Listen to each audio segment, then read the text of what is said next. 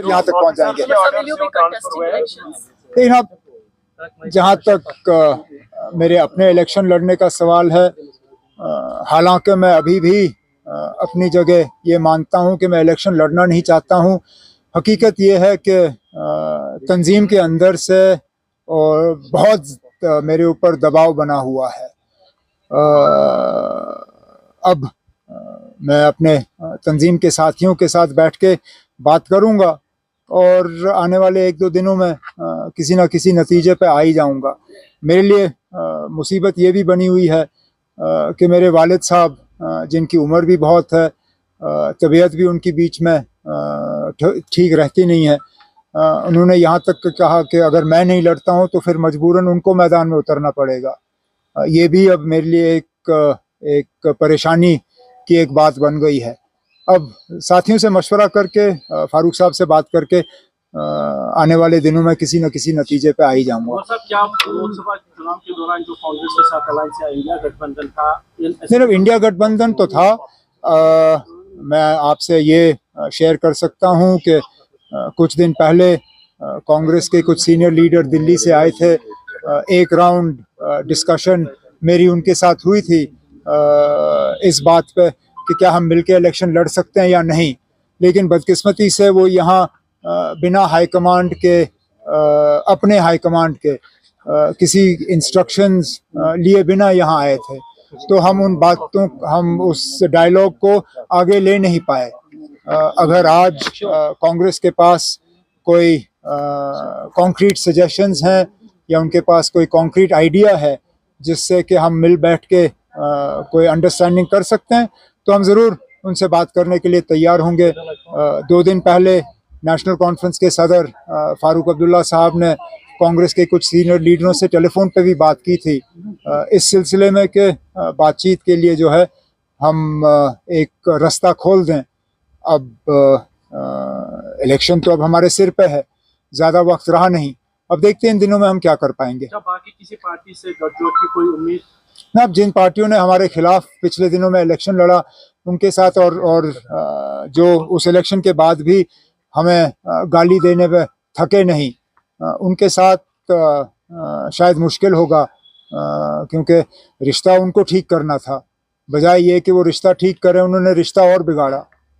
लेकिन चलिए अभी देखते हैं किस तरह के हालात बनते हैं। वक्त ज़्यादा है नहीं हमारे पास। जिस तरह के अगर हम 96 में चुनाव कर सकते थे, अगर हम 98 में कर सकते थे, 99 में कर सकते थे, 2002 में कर सकते थे, तो आज कम से कम हम ये तो मान के चल सकते हैं कि जम्मू कश्मीर 2024 और जम्मू कश्मीर 1996 ज़मीन आसमान का फ़र्क है। अगर हम उस वक्त इलेक्शन करा सकते थे तो आज तो मुझे कोई इस तरह की कोई परेशानी नहीं है कि इलेक्शन नहीं होंगे। हाँ, सिक्योरिटी को लेके इलेक्शन कमीशन को हमारा थोड़ा सा जो हमारे खर्चात हैं उनका ख्याल रखना होगा, लेकिन हम किसी तरह से हालात को देखते हुए जो है मैदान से पीछे हटने के लिए तैयार नहीं है। एक सेकंड ना करना चाहूंगा सिक्योरिटी पॉइंट। यार खामोश हो जाओ, साइलेंस प्लीज।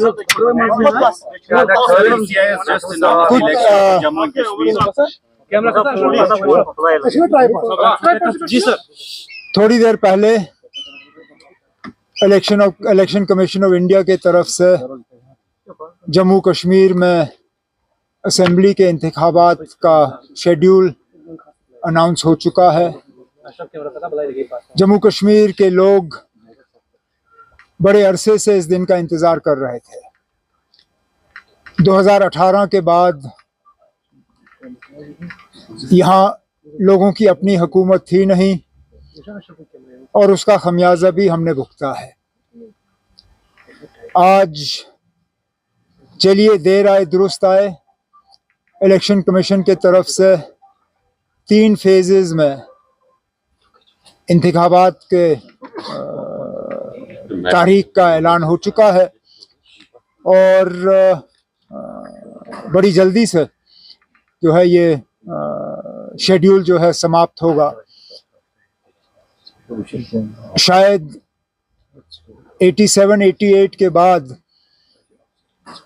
ये पहली मर्तबा है कि इतने कम अरसे के अंदर और इतने कम फेजेस में इलेक्शन जो हैं जम्मू कश्मीर में कराए जा रहे हैं। जाहिर सी बात है कि पॉलिटिकल पार्टीज़ के लिए ये एक नया तजुर्बा होगा, लेकिन मैं नेशनल कॉन्फ्रेंस के तरफ से इतना ही कह सकता हूँ कि हम पहले से ही इस दिन की तैयारी में लगे हुए थे और बिल्कुल फौरी तौर हम अपना इलेक्शन का सिलसिला जो है वो शुरू कर लेंगे। इसके साथ साथ इलेक्शन कमीशन ऑफ इंडिया की तरफ से अभी जो मैं उनका प्रेस कॉन्फ्रेंस सुन रहा था, उन्होंने फ्री और फेयर पोल्स पे बहुत जोर दिया। उन्होंने सिक्योरिटी को लेके किसी तरह की पॉलिटिक्स नहीं होनी चाहिए उसका जिक्र किया।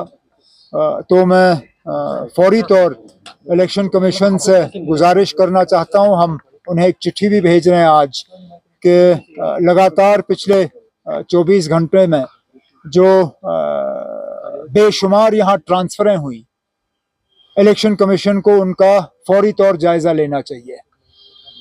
इतने सारे अफसर अचानक ट्रांसफ़र किए जाना, हमें तो शक है कि ये हुकूमत, दिल्ली की जो हुकूमत की पार्टी है बीजेपी, उन्हीं का लगाया हुआ लेफ्टिनेंट गवर्नर है यहाँ पे।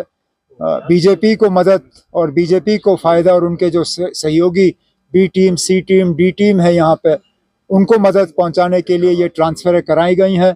इलेक्शन कमीशन ऑफ इंडिया की तरफ से फौरी तौर इन ट्रांसफ़रों पे जो है उनको इनका नोटिस लेके उन्हें एग्ज़ामिन करना चाहिए और जो ट्रांसफ़र्स उनके गाइडलाइन से बाहर हैं उनको रोक दिया जाना चाहिए।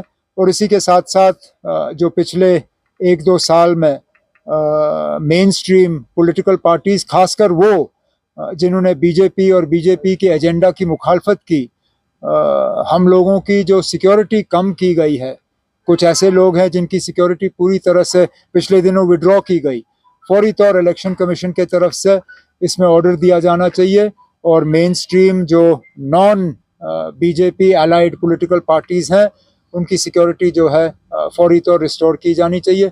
बाकी इलेक्शन के हवाले से जो बातें करनी होगी आगे आगे तो आप लोगों से बड़ी मुलाकातें होंगी तो बात करते रहेंगे। अभी भी वो दरवाजे आते थे? हमने तो दरवाज़ा खुला रखा था, दरवाज़ा शायद कुछ हद तक उन्होंने ही बंद किया। मैंने उस वक्त कांग्रेस से कहा था कि 5 सीटों में उनको कुछ देने की गुंजाइश कम है, लेकिन अगर उन्होंने इंडिया अलायंस की पूरी मदद की तो ज़रूर हम उनसे पार्लियामेंट के बाद असेंबली के लिए बात करेंगे। लेकिन पार्लियामेंट में उन्होंने कांग्रेस की तो मदद कहीं की नहीं, कैंपेन कहीं किया नहीं, वोट कहीं कांग्रेस के लिए मांगे नहीं जम्मू में, और यहाँ पे तो इंडिया ब्लॉक के खिलाफ 3 सीटों पे उन्होंने अपने उम्मीदवार उतारे। लेकिन ये फ़ैसला मेरा नहीं है, फ़ैसला नेशनल कॉन्फ्रेंस की तंजीम का होगा, फ़ैसला फ़ारूक अब्दुल्ला साहब जो हमारे सदर हैं उनका होगा। उनका जो फ़ैसला हमारे सिर आंखों पे, हम तो बस बेसब्री से इंतज़ार कर रहे हैं कि वो जम्मू से वापस आएँ तो हम इन 2-3 चीज़ों पे उनसे मशवरा करके आगे के लिए जो है अपनी रणनीति जो है वो तय करें। Sir, national conference chief minister candidate announce करके मैदान में उतरेगी क्योंकि एक फेस चाहिए इलेक्शन के लिए। अब हमारे पास फेसेस की कमी नहीं है, ये कुछ चीज़ें आप हम पे ही छोड़ दीजिए ना। अब पहले ही आज इलेक्शन अनाउंस हुए घंटा नहीं हुआ और मैं सारा कुछ अगर यहीं आपके सामने रखूं तो फिर इलेक्शन कैंपेन का क्या फ़ायदा। कल ही वोट डलवा दो और परसों गिनवा दो, हमें कैंपेन करने दीजिए, कुछ चीज़ें उसमें क्लियर हो जाएंगी। मैनिफेस्टो सो 370 के लिए उसमें क्या है? आप मैनिफेस्टो के लिए वेट करिए ना, रिलीज करेंगे। तकरीबन 60% रही पिछली बार, क्या वही एक्सपेक्टेशन होगी इस बार? लास्ट टाइम बोलते थे हम तो एक्सपेक्ट करते हैं कि असेंबली में पार्लियामेंट से ज़्यादा लोग शिरकत करेंगे, कैंडिडेट ज़्यादा होंगे, लोकल टच रहता है। ये हमारा तजुर्बा रहा है कि जितना लोकल इलेक्शन होता है उतनी पार्टिसिपेशन ज़्यादा होती है। पंचायतों में, urban local bodies, DDC, BDC, इसमें लोग ज़्यादा शिरकत करते हैं। असेंबली में फिर और सबसे कम पार्लियामेंट में। अगर पार्लियामेंट में लोगों की इतनी भारी तादाद में शिरकत रही तो हम उम्मीद करते हैं कि असेंबली में तो उससे ज़्यादा ही होगा। Thank you very much. Okay, thank you, शुक्रिया। के हवाले से बात की, आपको और क्या चेंज चाहिए? डीजी बदल दिया गया, जहां इलेक्शन के दौरान अक्सर बेशतर हमने देखा है कि इस तरह की चेंजेस नहीं होती। हम तो ये सोच रहे थे कि शायद जो एग्जिस्टिंग डीजी है, जिसने बीच बीच में हमारे खिलाफ पॉलिटिकली भी जो है एक फ्रंट खोला था, हमने सोचा था शायद इसको एक्सटेंशन देंगे, लेकिन एक्सटेंशन देने के बजाय 15 अगस्त को ही ये साफ कर दिया कि उन्होंने यहाँ रहना नहीं है। अब उनका जो रिप्लेसमेंट है वो आके कमांड संभाल लेगा। बाकी जहाँ तक आपने ट्रांसफर्स की बात की, खर्चात तो हैं ना। 15 अगस्त को कौन सा सरकारी अफसर दफ्तर जाता है? यहाँ तो 15 अगस्त को दुकानों पर भी जो है लोगों को जाने की इजाज़त बीच बीच में नहीं दी जाती। इन्होंने तो 15 अगस्त को सेक्रेटेरिएट खोला, 15 अगस्त को PHQ खोला, और अचानक ये जो बेशुमार ट्रांसफरें हुई, क्यों? जाहिर सी बात है कि इलेक्शन के इनको पता चला कि आज इलेक्शन का ऐलान होना है, और बीजेपी और बीजेपी की बी टीम, सी टीम, डी टीम, जिन्होंने पिछले 2-3 महीने पहले बीजेपी की मदद की, उन्हीं को फ़ायदा पहुंचाने के लिए ये ट्रांसफ़र कराई गई। नहीं तो इलेक्शन कमीशन ऑफ इंडिया की तरफ से, अगर मुझे याद है, कुछ हफ्ते पहले वाज़िया हिदायत आई थी कि जो अफसर इलेक्शन के साथ इन्वॉल्व हैं उनका ट्रांसफ़र नहीं होना चाहिए। आपने तो DCs, ADCs, इतने सारे अफसर ट्रांसफ़र किए, तो जाहिर सी बात है कि लेवल प्लेइंग फील्ड के बजाय आप एक अनबैलेंस्ड प्लेइंग फील्ड यहाँ कायम करने की कोशिश कर रहे थे। सर, आर्टिकल 370 नेशनल कॉन्फ्रेंस के लिए इम्पोर्टेंट है। This will be the first election of national conference, और आप आर्टिकल 370 के बगैर इलेक्शन लड़ रहे हैं, कितना मुश्किल होगा? सेकंड क्वेश्चन ये है कि जो शॉर्ट पीरियड में इलेक्शन हो रहे हैं, 3 फेजेस में कम समय दिया गया है, व्हाट डू यू थिंक इसका ये डिसीजन क्यों लिया गया है? कम समय में क्यों इलेक्शन? मैं दूसरे सवाल का जवाब पहले दूंगा। जब पार्लियामेंट इलेक्शन 7 फेज में अनाउंस हुए तो आप ही के चैनल्स और अखबारों ने कहा कि इतना लंबा क्यों खींचा जा रहा है। अब जब 3 फेजेस में यहाँ इलेक्शन हो रहे हैं तो ये पूछा जा रहा है कि ये क्यों किया जा रहा है। अब देखिए साहब, दोनों तरफ से तो हम शिकायत कर नहीं सकते। अगर वो ज्यादा लंबा था 5 फेज हमारे लिए, तो फिर हम 3 फेजेस पे शिकायत क्यों करें? और 3 फेज और 5 फेज में वैसे भी कौन सा खास फर्क है? हम लोग 1 सेकंड, लेट मी फिनिश। हम लोग इलेक्शन के ही मोड में ही रहे ना। अभी 2 महीने पहले हमने इलेक्शन लड़ा, हम तो उसी मतलब मूड में रहे। हमारे लिए कोई खास मुश्किल नहीं होगा। हमने अपना मंशूर भी तैयार किया हुआ है। लगभग जो कैंडिडेट्स हम फील्ड में उतारना चाहते हैं, हमने लगभग वो भी तैयार किया हुआ है। अब हमारे लिए थोड़ी सी ये बात बनेगी कि कुछ दिनों के अंदर अंदर अगर अलायंस हमारा हो जाता है तो उसमें हमें देखना होगा कि कहाँ पे हम उतारेंगे, कहाँ पे हम दूसरों की मदद करेंगे। वो आने वाले दिनों में हम फैसला ले लेंगे। जहाँ तक 370 के हटने के बाद ये तो सबके लिए पहला इलेक्शन है, सिर्फ नेशनल कॉन्फ्रेंस के लिए नहीं। ये जम्मू कश्मीर के लिए पहला असेंबली इलेक्शन है 370 के बाद। तो हम सब के लिए ये एक अजीब सा इलेक्शन होगा। एक यूटी में हमारा पहला इलेक्शन है। सेंट्रल रूल में चलिए हमने इलेक्शन लड़े हैं, लेकिन यूटी में हमारा पहला इलेक्शन होगा।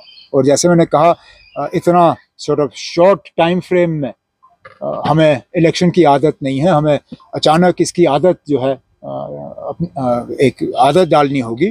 डालेंगे ना, लड़ेंगे। और लोगों पे हमारा पूरा भरोसा है कि लोग बाहर आएंगे और अपने वोट का इस बार सही इस्तेमाल करेंगे।